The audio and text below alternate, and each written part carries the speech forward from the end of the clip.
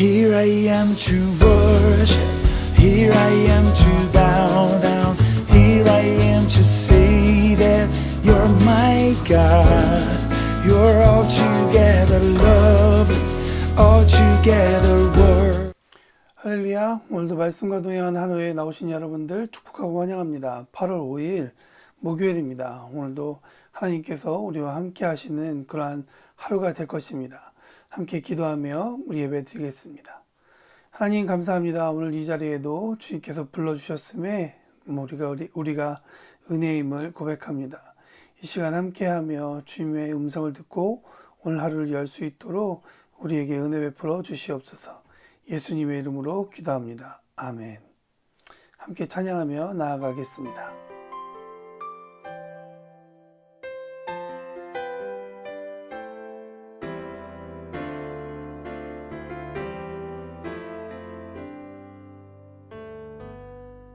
주님 말씀하시면 내가 나가리다. 주님 뜻이 아니면 내가 멈춰서리다. 나의 가고 서는 것 주님 뜻에 있으니 오 주님 나를 이끄소서. 주님 말씀하시면 내가 나가리라. 주님 뜻이 아니면 내가 멈춰서리다. 나의 가고 서는 것 주님 뜻에 있으니 오 주님 나를 이끄소서. 뜻하신 그곳에 나 있기 원합니다. 이끄시는 대로 순종하며 살리니 연약한 내 영혼 통하여 일하소서. 주님 나라와 그 뜻을 위하여 뜻하신 그곳에 나 있기 원합니다. 이끄시는 대로 순종하며 살리니 연약한 내 영혼 통하여 일하소서. 주님 나라와 그 뜻을 위하여 오 주님 나를 이끄소서.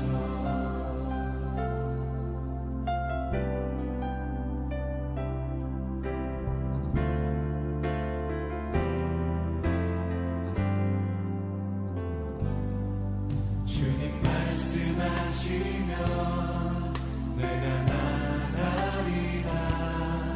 주님 뜻이 아니면 내가 멈춰서리다. 나의 가고 서는 것 주님 뜻에 있으니 오 주님 나를 이끄소서. 뜻하신 그곳에 나 있기 원합니다. 이끄시는 대로 순종하며 살리니 연약한 내 영혼 통하여 일하소서. 주님 나라와 그 뜻을 위하여 뜻하신 그곳에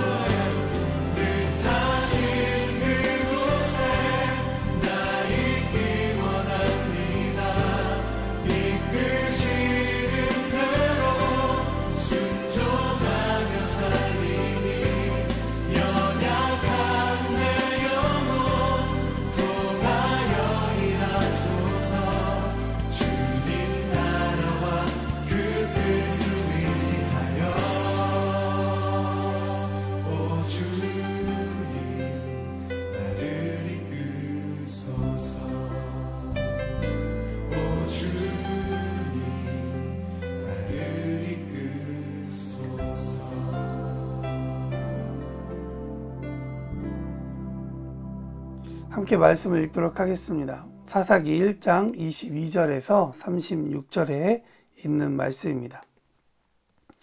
요셉 가문도 베델을 치러 올라가니 여호와께서 그와 함께 하시니라. 요셉 가문이 베델을 정탐하였는데 그 성읍의 본 이름은 루스라. 정탐꾼들이 그 성읍에서 한 사람이 나오는 것을 보고 그에게 이르되 청하노니 이 성읍의 입구를 우리에게 보이라. 그리하면 우리가 내게 선대하리라 하매 그 사람의 성읍의 입구를 가르친지라. 이에 그들이 칼날로 그 성읍을 쳤으되 오직 그 사람과 그의 가족을 놓아 보내매 그 사람이 햇사람의 땅에 가서 성읍을 건축하고 그것의 이름을 루스라 하였으니 오늘까지 그곳의 이름이 되니라. 모세가 베스안과 그에 딸린 마을들의 주민과 다아낙과 그에 딸린 마을들의 주민과 돌과 그에 딸린 마을들의 주민과 이블루함과 그에 딸린 마을들의 주민과 묵기도와 그에 딸린 마을들의 주민들을 쫓아내지 못하매 가나안 족속이 결심하고 그 땅에서 거주하였더니 이스라엘이 강성한 후에야 가나안 땅 족속에게 노역을 시켰고 다 쫓아내지 아니하였더라. 에브라임이 게셀에 거주하는 가나안 족속들을 쫓아내지 못하매 가나안 족속이 게셀에서 그들 중에서 거주하였더라. 스불론은 기브론 주민들과 나할롤 주민을 쫓아내지 못하였으므로 가나안 족속이 그들 중에 거하면서 노역을 하였더라. 아셀이 악고 주민과 시돈 주민과 알랍과 악십과 헬바와 아빅과 르홉 주민을 쫓아내지 못하고 아셀 족속이 그 땅의 주민 가나안 족속을 가운데 거주하였으니 이는 그들을 쫓아내지 못함이었더라. 납달리는 벳세메스 주민과 벳아넷 주민들을 쫓아내지 못하고 그 땅의 주민 가나안 족속 가운데 거주하였으나 벳세메스와 벳아넷 주민이 그들에게 노역을 하였더라. 아모리 족속이 단 족속을 산지로 몰아놓고 골짜기에 내려오기를 용납하지 아니하였으며 결심하고 헤레스 산과 야알론과 사알빔에 거주하였더니 요셉의 가문의 힘이 강성함에 아모리 족속이 마침내는 노역을 하였으며 아모리 족속의 경계는 아그나빛 비탈의 바위부터 위쪽이었더라. 아멘. 뉘앙스가 주는 미묘함은 겉으로 드러나지 않지만 보이지 않는 저 바닥에 있는 바닥에서 흐르고 있는 진실을 말해주기도 합니다. 같은 말이라 할지라도 두 말이 말하고자 하는 의미는 전혀 다르다는 것이죠. 그래서 어떨 때에는 글로서는 진짜 의미를 파악하기가 참 쉽지 않습니다. 그러나 글을 읽고 또 읽어서 마침내 전체를 읽어내는 그런 눈이 열릴 때 글쓴이가 이 대목을 왜 이곳에 넣었는지, 이런 내용이 왜 들어갔는지에 대해 이해하게 된다는 것이죠. 그래서 내용을 받아들이지 못할 때에는 머뭇거리게 되지만 그 내용을 받아들이게 될 땐 마침내 행동에 이르게 된다는 것을 우리가 기억하면 좋겠습니다. 모든 이론은 사실 어떤 행동을 설명하기에 존재한다고 저는 생각합니다. 사사기를 읽어가면서 이런 생각을 하게 되었죠. 두 가지 생각인데요. 첫 번째, 얼마 전까지 우리가 읽은 출애굽기는 흐름으로는 앞으로 계속 나아가는 느낌이었는데 사사기는 읽을수록 앞으로 나아감보다는 계속 맴돌고 있다는 생각이 들었습니다. 사사기에도 분명 시간적 흐름이 있죠. 그러나 주인공은 바뀌는데 늘 비슷하게 시작된 사건이 비슷한 패턴으로 흐르고 매번 같은 흐름의 결론을 얻게 되는 것 같습니다. 평화 중에 있었던 사람이 죄를 짓고 하나님께 울부짖죠. 하나님은 사사를 보내 회개케 하고 문제거리를 해결해 주심으로 구원을 베푸십니다. 그리고 하나님께 감사하며 챕터가 끝나죠. 또 다른 챕터는 다시 사람들이 죄를 짓는 것으로부터 시작하는 모습을 보게 됩니다. 이 경우 우리에게 앞으로 나아가는 것의 중요성도 있겠지만 앞으로 나아가는 것만큼이나 지금 일어나고 있는 상황에 대한 루틴을 점검하라는 하나님의 메시지가 있지 않나 생각해 봅니다. 죄송합니다. 두 번째, 출애굽기를 통해 모세라는 인물을 통해 이스라엘을 이끄셨고 여호수아를 통해 보아도 여호수아라는 한 인물을 통해 이스라엘을 하나님께서 이끄셨는데요. 사사기에 들어오면서 여호수아가 죽게 되죠. 그러면서 자연스러운 질문이 생깁니다. 이제 누가 이스라엘을 이끌어 갈 것인가, 인도하게 될 것인가 라는 것이죠. 하나님께서 한 개인이 개인의 이름을 부르실 거라고 예상할 수 있었지만 하나님의 대답은 유다 지파였습니다. 그렇다면 사사시대에 들어와서는 출애굽 시대와는 다른 우리가 묵상하지 않았지만 모세 이후에 등장하는 여호수아 시대와는 다른 새로운 시대가 시작됐고 들어왔다는 것을 우리는 알 수 있습니다. 모세와 같은 특정한 사람이 아니라 이스라엘 전체를 통해서 일하시는 하나님의 새로운 시대, 하나님의 새로운 방법을 우리가 발견하게 된다는 것이죠. 이 경우 하나님께서 일하시는 방법이 어떤 시대인지를 우리가 분별하는 그러한 분별력에 필요한 시점이 된 것 같습니다. 어제의 상식이 통하지 않고 새로운 정의들이 급속하게 정리되고 세워지는 시대에 하나님께서 일하시는 방법은 무엇일까라고 하는 것이죠. 사사기를 넘어오면서 하나님의 방법이 분명히 달라졌습니다. 1장을 시작하면서 하나님은 이스라엘에게 이렇게 말씀하시죠. 내가 그 땅을 그의 손에 붙였다라고 이야기하십니다. 이 표현은 한 사람을 구원하기 위하여 혹은 포기하기 위하여 어떤 문제를 다른 누군가에게 권력을 주어버린다라는 의미를 갖고 있다는 것이죠. 이 말은 이스라엘의 믿음이 하나님께서 그분이 선택하신 백성을 위해 일하신다는 것에 집중하신다는 것을 우리는 볼 수 있다는 것이죠. 이스라엘은 하나님께 누가 먼저 올라가야 할 것인가에 대해서 하나님께 질문하고 유다 지파가 먼저 올라가야 될 것에 대한 대답을 얻습니다. 이런 배경 가운데 오늘 본문은 시작된다는 것이죠. 앞서 우리가 어저께 묵상했던 것처럼 전쟁을 하기 위해 올라간 유다 지파와는 달리 오늘 본문에 요셉 지파에 대한 이야기가 나옵니다. 요셉 지파는 유다 지파와는 조금 다른 모습을 보게 된다는 것이죠. 하나님의 계시 없이 그러나 하나님의 임재와 더불어 전쟁하기 위해 올라가는 장면이 나타난다는 것이죠. 그러나 요셉 가문에게 있어서는 하나님의 임재만으로는 그들에게 충분하지 않았던 모양입니다.